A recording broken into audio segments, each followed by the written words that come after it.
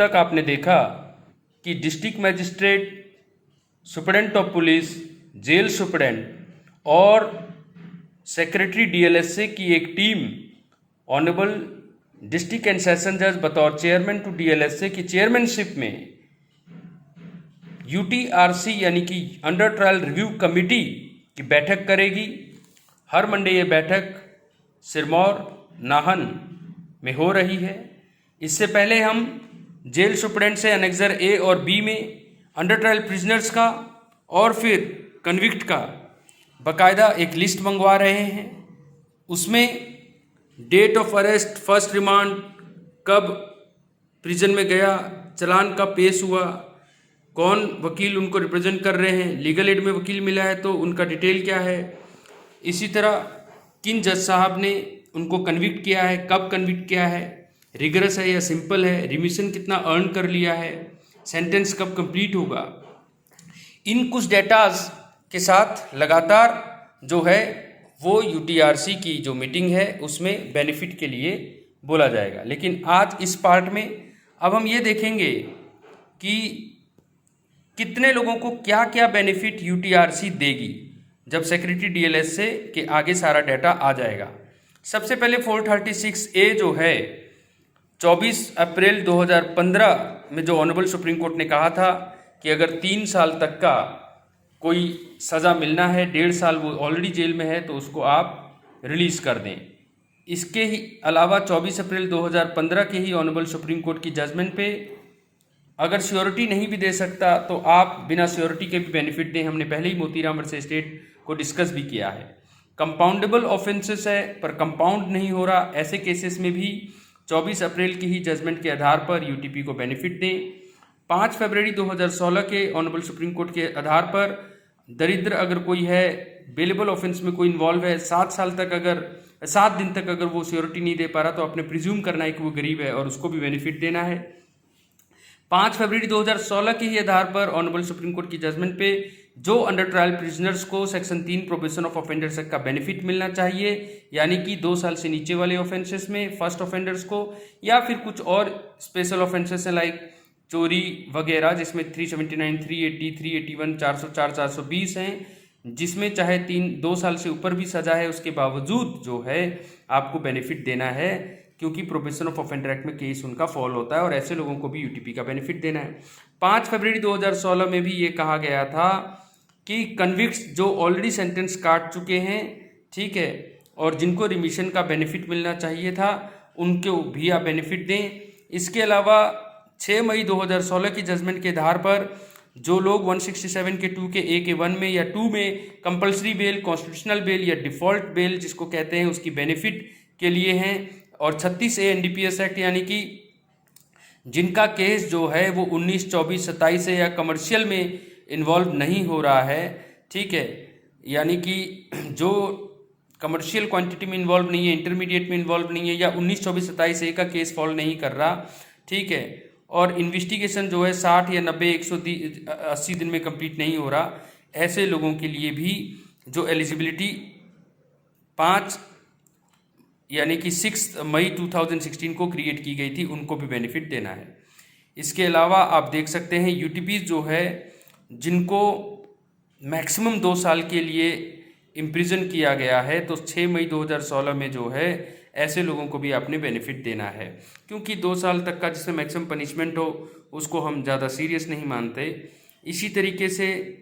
आप 107, 108, 109, 151 जिसको preventive detention के प्रोविज़न बोलते हैं, चैप्टर 8 में अगर किसी को प्रिवेंटिव डिटेंशन में अरेस्ट किया हो तो उनको भी अंडर ट्रायल प्रिजनर्स को आपने बेनिफिट देना है 6 मई 2016 की जजमेंट के हिसाब से। कोई सिक है या इन्फर्म है या किसी को स्पेशलाइज मेडिकल ट्रीटमेंट चाहिए तो 6 मई 2016 के हिसाब से आप उनको भी बेनिफिट दें। अगर कोई वीमेन ऑफेंडर हैं तो उनके लिए भी 6 मई 2016 के हिसाब से।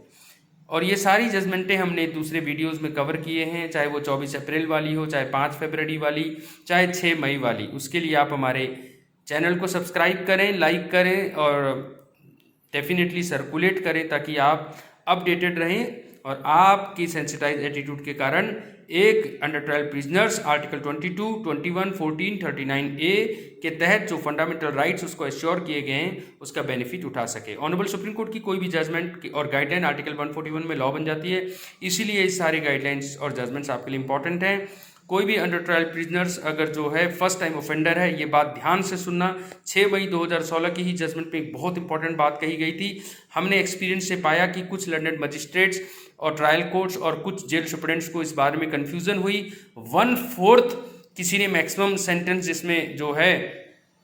वो अगर सफ़र कर लिया है as an under trial benefit, तो हम उनको बेनिफिट देने लगे थे 436 कैपिटल ए में। नहीं, 436 कैपिटल ए में हमें 1/2 देखना है, यानी 3 साल चोरी में अगर वो अंडर ट्रायल प्रिजनर है, 3 साल उसकी मैक्सिमम सजा है, 1.5 साल वो काट चुका है, तो ही हम उसको बेनिफिट देंगे, 1/4 नहीं। तो ये 1/4 का कॉन्सेप्ट जो है वो अब हम 2.212 में पढ़ने जा रहे हैं। ये ध्यान रहे कि जो फर्स्ट टाइम ऑफेंडर है और भी बहुत यंग है, यानी कि जुवेनाइल में होते तो बात ही नहीं होती, वहाँ तो वैसे ही बेनिफिट मिल जाता है, बेलेबल ऑफेंस हो जाते हैं सारे, चाहे मर्डर हो। लेकिन 19 से 21 चाहे जुवेनाइल जस्टिस एक्ट में फॉल नहीं करते, लेकिन अभी भी यंग है, फर्स्ट टाइम ऑफेंस किया और 7 साल से नीचे का ऑफेंस किया है, और 1/4 यहाँ पर ये 1/4 का कॉन्सेप्ट है। 6 मई 2016 की जजमेंट की मैं बात कर रहा हूँ। यहाँ पर अगर वो 1/4 सफ़र कर चुके हैं तो उनको बेनिफिट देना है। कोई अनसाउंड माइंड है, चैप्टर 25 फॉल करता है, ऐसे अंडर ट्रायल प्रिजनर्स को भी कैसे बेनिफिट देना है, 6 मई 2016 की जजमेंट हम पहले डिस्कस कर चुके हैं। 437 में 2, 6 और 7 डिस्क्रिशनरी बेल के बावजूद रेगुलर बेल के एग्जाम्पल हैं, खासकर 437 का 6, यानी कि नॉन अवेलेबल में फंसा हुआ है, जिस दिन से एविडेंस लेना शुरू किया 60 दिन में, लेकिन ट्रायल खत्म नहीं हुआ, तो ऐसे केसेस में भी आप जो है बेनिफिट यूटीपी का लेकर उसको रिलीज करें 6 मई 2016 के हिसाब से। आप देखें, डीएलएस सेक्रेटरी की ड्यूटी है लंदन डिस्ट्रिक्ट एंड सेशन जज को कंप्लीट लिस्ट बना के इन्फॉर्म करें और यूटीआरसी मीटिंग को हेल्ड करें अर्लीस्ट, और फिर उसका बेनिफिट दें। प्रोसेसिंग जो है आइडेंटिफाइड केसेस बाय यूटीआरसी, इसमें आप देख सकते हैं लंदन डिस्ट्रिक्ट एंड सेशन जज बतौर चेयरमैन जो है यूटीआरसी की मीटिंग हेल्ड करेंगे जैसे ही उनको सेक्रेटरी इन्फॉर्मेशन देंगे, और ये यूटीआरसी का जो केस है उसका शॉर्ट लिस्ट किया जाएगा और किसके लिए क्या एक्शन लेना है, क्या बेनिफिट देना है, ये सारा लिस्ट सेक्रेटरी का ही ड्यूटी है। और ऐसा करते समय इसीलिए बतौर सेक्रेटरी जो है यूटीआरसी कहाँ कहाँ बेनिफिट देगा उसको एक बार फिर रिवाइज करते हैं। 436A वाले केस में यूटीआरसी रिकमेंड कर सकती है लंदन ट्रायल कोर्ट्स को कि आप इन मैटर्स को टेकअप करें, कंसीडर करें कि इनको रिलीज क्यों नहीं किया जा सकता जब ये हाफ काट चुके हैं, या तो रीजन दे, स्पेशल रीजन कि आपने क्यों, विद या विदाउट श्योरिटी। में फिर कह रहा हूं, आपको रीजन देना पड़ेगा, विद या विदाउट श्योरिटी आप बेनिफिट दे सकते हैं, नहीं दे रहे तो आप रीजन दें। तो यानी यूटीआरसी जो है केवल रिकमेंड करने का काम करेगी लंदन ट्रायल कोर्ट को, ना कि ऑर्डर कर देगी कि उनको छोड़ दिया जाए। ये बात रिव्यू कमेटी को पता होना चाहिए। सेकेंड, अंडर ट्रायल प्रिजनर्स को अगर कोर्ट ने बेल आउट कर दिया है लेकिन श्योरिटी ना देने के कारण उनको जेल में रखा गया है, तो फिर यूटीआरसी ऐसे केसेस में भी रिकमेंड कर सकती है लंदन ट्रायल कोर्ट को कि आप रीजन को एक बार फिर से एग्जामिन करें। अगर कोई श्योरिटी नहीं दे सकता, बेल बॉन्ड नहीं दे सकता, गरीबी के कारण अगर वो ऐसा हो रहा है, तो प्लीज़ आप रिड्यूस कर दें बेल बॉन्ड अमाउंट को, या फिर सेक्शन 440 की डिस्क्रिप्शन यूज़ करके आप बहुत कम कर दें बेल अमाउंट को, और वो भी नहीं हो सकता तो पर्सनल बॉन्ड पे उसको छोड़ दें। ये बात बहुत इंपॉर्टेंट है, मोतीराम स्टेट में भी यही कहा गया था, पर्सनल बॉन्ड ये भी एक रिकमेंडेशन है, यानी यूटीआरसी का जो काम है वो केवल रिकमेंड करने का है। तो अंडर ट्रायल प्रिजनर्स जो है, अब आपको थोड़ा विजुअल क्लैरिटी बीच बीच में चली जाती है, उसके लिए हम आपसे माफ़ी मांगेंगे। जो कंपाउंडेबल केसेस है उसमें यूटीआरसी जो है रिकमेंड कर सकते हैं लंदन ट्रायल कोर्ट को कि ये तो कंपाउंड हो सकता है,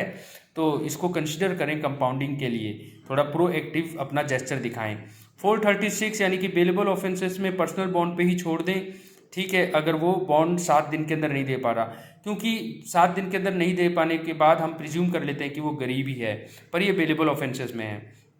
प्रोबेशन ऑफ ऑफेंडर्स एक्ट का केस जो होता है जिसमें बेनिफिट मिलना चाहिए, ठीक है, ऐसे केसेस में अगर वो यूटीपी है, अंडर ट्रायल प्रिजनर है, इसके लिए हमारे लर्नड जजेस को ये पता होना चाहिए कि प्रोबेशन ऑफ ऑफेंडर्स एक्ट में साफ लिखा हुआ है सेक्शन 3 में कि 2 साल से नीचे वाले, इसके अलावा कुछ एक्सेप्शन हैं 379, 380, 381, 404, 420, यानी कि ऐसे केसेस में भी आपको जो है रिकमेंड करना चाहिए, यानी यूटीआरसी को रिकमेंड करना चाहिए लंदन ट्रायल कोर्ट को कि वो प्रोबेशन ऑफेंडर एक्ट को इन्वोक करें, या प्ली बार्गेनिंग को भी आप जो है, आप हमारा वीडियो देखें, प्ली बार्गेनिंग कहाँ होता है कहाँ नहीं होता, और उनको आप इन्वोक करें। और इसी तरह से हम ये देख सकते हैं कि जो कन्विक्ट्स हैं, अगर वो ऑलरेडी अंडरगोन जा चुके हैं सेंटेंस, ठीक है, उनको रिमिशन मिलना चाहिए, 427, 428 सेट ऑफ मिलना चाहिए, तो यूटीआरसी ऐसे रीजंस को भी मतलब रिव्यू करे कि क्यों उनको छोड़ा नहीं जा रहा, और रिकमेंड करे लर्नेड मतलब जेल सुपरेंट को कि आप सेट ऑफ करके उनको छोड़ें जल्दी से जल्दी। अब ज़्यादा लंबा वीडियो ना बने तो, और ये कुछ इसमें विजुअल प्रॉब्लम भी आ रही है, तो हम नेक्स्ट वीडियो में मिलते हैं जल्दी। जय हिंद।